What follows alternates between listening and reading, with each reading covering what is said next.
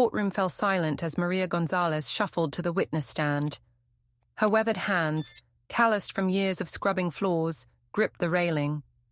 Just hours ago, she'd been on her knees, mopping these very floors for spare change. Now she stood tall, facing the man who thought he could crush her with a few sharp words. Alexander Reed, the hotshot lawyer who'd never lost a case, smirked as he prepared to cross-examine this homeless widow. He'd buried corporate secrets deeper than the foundations of the skyscrapers his client built. What chance did a cleaning lady have against his legal arsenal? But as Maria began to speak, something shifted in the air. The judge leaned forward. The jury's eyes widened, and Reed's smug smile began to fade. What secret was Maria about to reveal? How could a woman who'd lost everything, her husband to negligence, her home to poverty, hold the key to toppling a legal giant? Buckle up, folks. You're about to witness a David and Goliath story that will make you question everything you thought you knew about power, justice, and the unlikely heroes walking among us. By the end, you'll see why sometimes the most earth-shattering truths come from the people we overlook every day. Think you can predict how this will end? Think again. This tale of courtroom drama is about to sweep away more than just one lawyer's arrogance. It might just change the way you see the world. Alexander Reed's Italian leather shoes clicked against the polished marble of New York's Supreme Court building, each step a statement of power and privilege.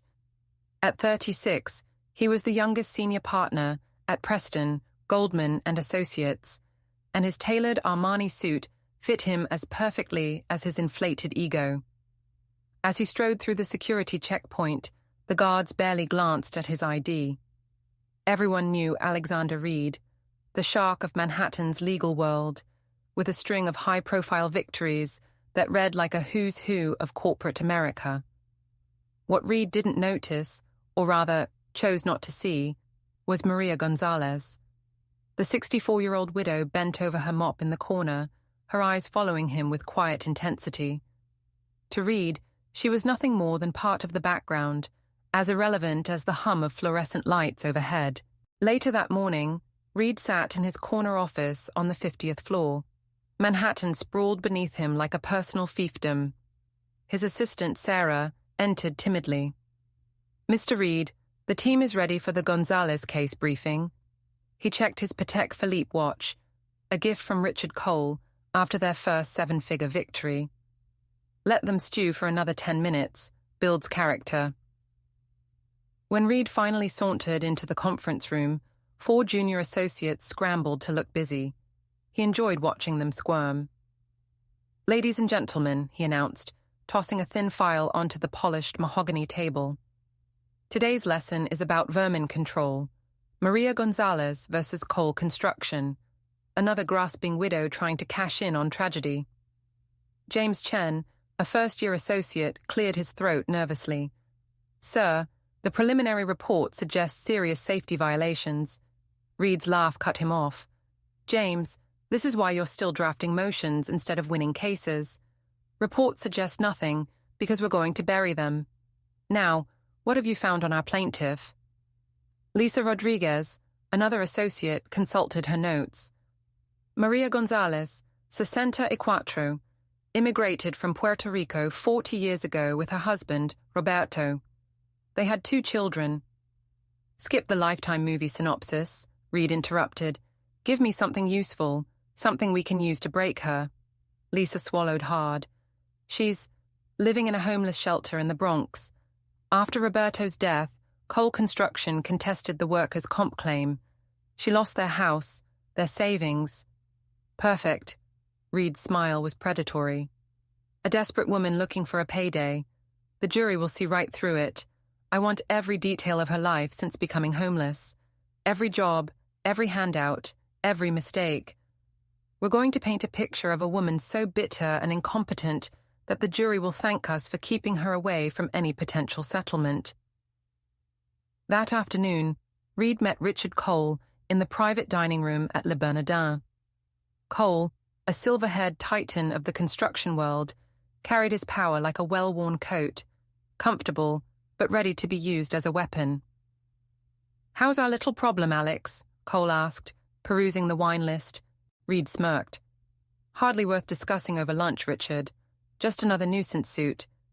Though I have to admit, your HR department could have handled the compensation claim more smoothly. Cole's steel-grey eyes hardened. That woman's husband had been a thorn in our side for months, always complaining about safety protocols. Getting rid of her claim was necessary damage control.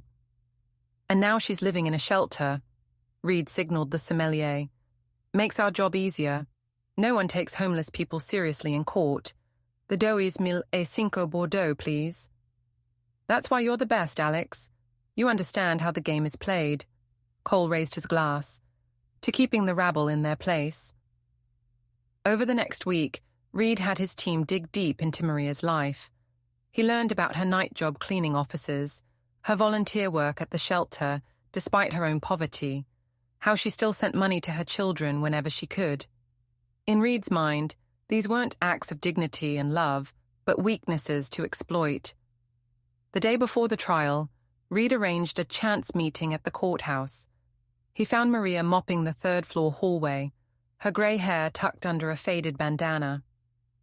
"Mrs. Gonzalez," he called out, his voice echoing off the marble walls. "I thought we should meet before tomorrow. I have a proposition that could save us both some time."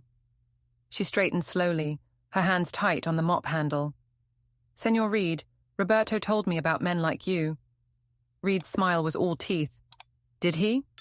Well, I'm offering you a chance to avoid embarrassment. $20,000. Sign the papers dropping the case, and we all move on with our lives." Maria's dark eyes studied him with an unsettling intensity. "You think because I clean floors, I have no dignity? That because I live in a shelter, I have no strength?" Reed laughed, the sound sharp and dismissive. "Mrs. Gonzalez, I think you're a woman who made poor choices after her husband's unfortunate accident. Now you're looking for someone to blame. But we both know how this ends. Save yourself the humiliation." "My Roberto," she said softly. "He told me men like you and Mr. Cole see only what you want to see. You look at me and see garbage. But garbage, Senor Reed, sometimes holds the most valuable things." He shook his head, already turning away. "See you in court, Mrs. Gonzalez. Try to wear something presentable, if you can afford it." The next morning, the courtroom buzzed with tension. Reed sat at the defense table, every inch the conquering hero in his Cinco Zero suit. Beside him, Richard Cole exuded corporate authority. Across the aisle, Maria Gonzalez looked small and frail next to her young public defender, Jessica Chen. As Reed delivered his opening statement, his words flowed like expensive bourbon, smooth, intoxicating, and carefully crafted for maximum impact. "Ladies and gentlemen of the jury," he began, "this case is about responsibility, about the choices we make and their consequences. Roberto Gonzalez worked for Cole Construction for 30 years. He understood the risks. What happened was tragic, but tragedy doesn't always equal negligence." He painted Richard Cole as a job creator, a philanthropist, a pillar of the community. When Jessica Chen stumbled through her opening statement, Reed allowed himself a small, victorious smile. Then Maria took the stand, and the energy in the courtroom shifted. "I met Roberto when we were both 17, in San Juan," she began, her accent thick but her words clear. "He had dreams so big they made the ocean look small. 'Mi amor,' he would say, 'one day we will build our own American dream.'" As Maria spoke of their life together, of Roberto's dedication to his work and his concerns about safety, Reed's cross-examination strategy suddenly felt heavy in his hands. But he pressed on, determined to break her. "Mrs. Gonzalez," he said, his voice dripping with false sympathy, "you claim my client ignored safety concerns, yet you've provided no evidence. Isn't it true that you're simply looking for someone to blame for your financial misfortunes?" Maria's smile held centuries of feminine wisdom. "Evidence, Senor Reed. When they took my house, I lost most of our possessions. But God works in mysterious ways. Last month, while collecting cans behind Cole Construction's office building, I found something interesting in their dumpster. The courtroom held its breath as Maria reached into her worn purse and pulled out a crumpled memo. Reed's stomach dropped. He recognized the letterhead. Safety upgrades represent unnecessary expenses in current fiscal quarter, Maria read slowly. Defer all non-essential maintenance until Q3. Signed by Richard Cole himself, dated 2 weeks before my Roberto died. Reed watched helplessly as Maria produced more documents. Maintenance requests, safety reports, all bearing Roberto's neat handwriting, all marked urgent, all stamped denied. Mr. Reed, Maria said softly, my Roberto taught me something important. He said, the truth is like water. It always finds a way out. Sometimes, senor, it flows right into the dumpster. The jury's verdict took less than 2 hours. Maria won everything: compensatory damages, punitive damages, and a court order requiring Cole Construction to implement comprehensive safety reforms. In the days that followed, Reed's carefully constructed world began to crumble. Clients cancelled meetings. The firm's partners whispered behind closed doors. Even Sarah, his loyal assistant, could barely meet his eyes. 1 week after the verdict, Reed found himself clearing out his office, a cardboard box holding the remnants of his career. As he rode the elevator down, no longer to the executive garage, but to the public lobby, he felt a strange mix of emotions he couldn't quite name. In the lobby, he saw Maria, mop in hand, humming softly as she worked. Their eyes met, and Reed expected to see triumph or accusation. Instead, he saw only compassion. Mrs. Gonzalez, he said, his voice hoarse, I owe you an apology. She leaned on her mop, regarding him thoughtfully.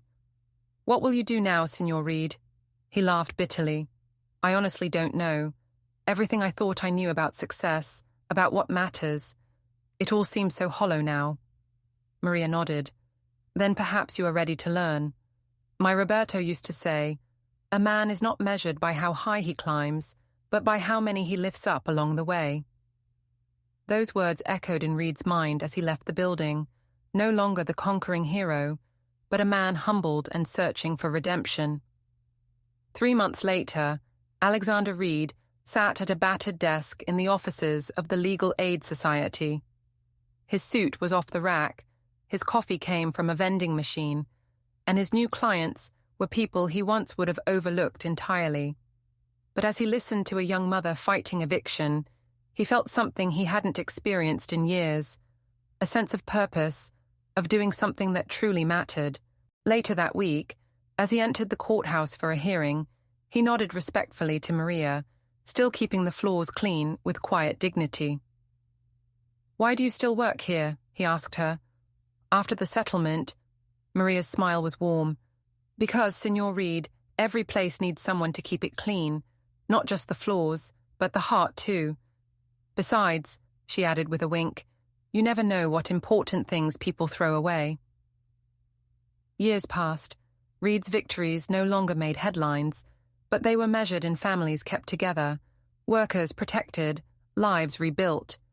His office walls, once adorned with awards and press clippings, now held children's drawings and heartfelt thank you notes. The last time Reed saw Richard Cole, it was across another courtroom. But this time, Reed was representing a group of workers suing Cole Construction for unsafe conditions. When Cole sneered at him during a recess, Reed simply smiled. You know what the difference is between now and then, Richard? He said quietly. Now I know where to look for the truth. He won that case too.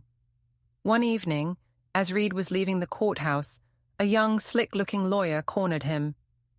I don't get it, the kid said, reeking of ambition and expensive cologne. You were at the top. Why'd you throw it all away?